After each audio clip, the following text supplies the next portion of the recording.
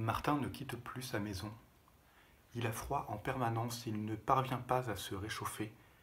Le feu qui lui brûlait la cervelle s'est éteint d'un coup, englouti par la rivière dans un grand pchit et un dégagement de fumée.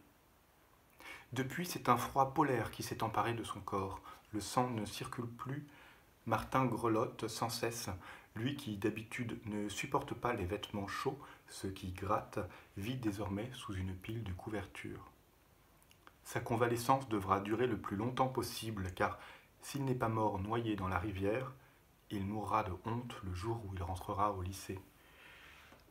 Chez lui, il ne manque de rien. Une ouverture est pratiquée dans le toit de sa maison de façon à laisser entrer dans sa chambre la lumière zénithale. On appelle ce hublot rectangulaire un vasistas parce que c'est un mot qui signifie « qu'est-ce que c'est ?» et qu'on trouve la réponse à cette question en regardant ce qui se passe au dehors. Grâce à lui, Martin peut suivre des yeux la course des nuages en restant couché sur son lit. Quelquefois, un rouge-queue à tête bleue se pose sur la vitre. C'est un oiseau qui ne se rencontre pas sous nos latitudes habituellement, mais celui-ci prend ses marques peu à peu chez Martin. Il ne vient pas tous les jours et quand il vient, Martin lui parle. Il ne lui donne rien à manger parce qu'il ne sait pas cuisiner et d'abord, ce n'est pas utile parce que l'oiseau se débrouille très bien tout seul. Il lui dit des choses gentilles pour qu'il se sente bien. Il ne voudrait pas le laisser filer comme il a laissé filer Lucas. Le froid est enveloppant, anesthésiant. Martin pourrait ne pas se battre et se laisser conquérir par la torpeur glacée. Il ne sentirait plus rien des agressions du dehors, plus de douleur, plus de spasmes, plus de chocs ni de cris. Ses membres disparaîtraient sous la montagne de couverture, son souffle se ferait lent et profond. Il utiliserait ses muscles avec parcimonie, soulever sa cage thoracique et la laisser redescendre, déglutir, ouvrir grand les yeux.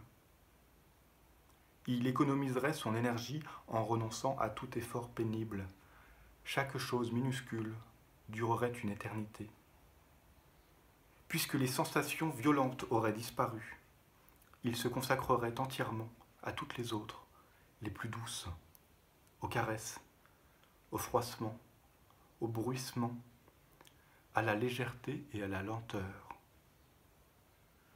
Il serait plus réceptif que jamais au déplacement des nuages de l'autre côté du vasistas, au reflet des arbres sur celui-ci, au susurrement du vent dans les interstices du toit, au pépillement délicat du rouge-queue, au déplacement de la couverture sur sa peau quand il entreprendrait, tout de même, un mouvement. À quoi servirait-il alors, Martin? Ferait-il progresser l'humanité dans son chemin vers le bon, le juste et le beau? S'il choisissait de contempler le ciel et de converser avec l'oiseau, Martin ne serait d'aucun secours à personne sur cette terre. Mais n'est-ce pas déjà le cas aujourd'hui? Personne ne l'attend dehors. Son rôle dans la vie des autres est loin d'être indispensable, ce n'est pas lui qui obtiendra le salut des âmes damnées, ni qui déclenchera le grand soir. S'il se recroquevillait sous ses couvertures, Martin n'irait pas plus mal, le monde non plus. Martin aurait la certitude, au moins, de ne pas participer à la folie environnante. Au rythme effarant de la course des choses, il opposerait son inertie.